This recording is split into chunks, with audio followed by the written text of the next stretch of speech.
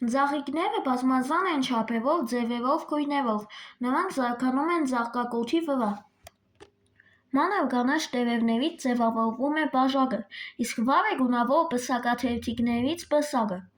Բաժակը և պսակը միասին կազմում են ծաղկաբադյանը։ Ծաղկի ավական օրգանը ավերն է, իսկ գիտական օրգանը վարսանդը։ Ծաղիկները կարող են լինեն միասև, այսինքն ունեն կամ ավեր կամ վարսանդ, երկսև, այսինքն ունեն և ավեր և վարսանդ, անսև, այսինքն չունեն ոչ ավեր, ոչ վարսանդ։ Ինչպես են ծածկասերմ բույսերը բազմանում։ Ծածկասերմ բույսերը բազմացումը կատարվում է վեգետատիվ և սևական եղանակներով։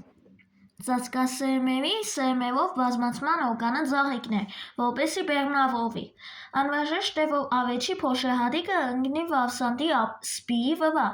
Այս գործընթացը կոչվում է փոշոտում։ Փոշոտման երկու հիմնական եղանակ կա՝ խաչաձև, որի ժամանակ փոշեհատիկն ընկնում է մեկ բույսից մյուսի վրա, երկրորդը ինքնափոշոտումն է, որի ժամանակ փոշեհատիկն ընկնում է հենց նույն վարսանդի սպիի վրա։ Կրկնակի բեղմնավորում։ Յուրաքանչյուր փոշեհատիկ կազմված է վեգետատիվ և գեներատիվ բջիջներից։ Փոշեհատիկը ծածկված է երկու թաղանթով։ Արտաքինը անհարթ է, որի միջոցով նա կպնում է վարսանդի սպիին։ Բջիջների կիսման արդյունքում ձևավորվում է սաղմնապարկը։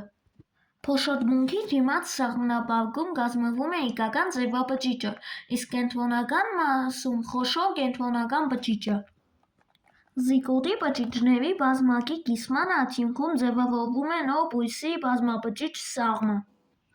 Կենտրոնական բջիջը նույնպես կիսվում է առաջացնելով բջիջներ, որոնցում կուտակվում է պահեստային սննդանյութերը, որոնք անհրաժեշտ են սաղմի սնման և զարգացման համար։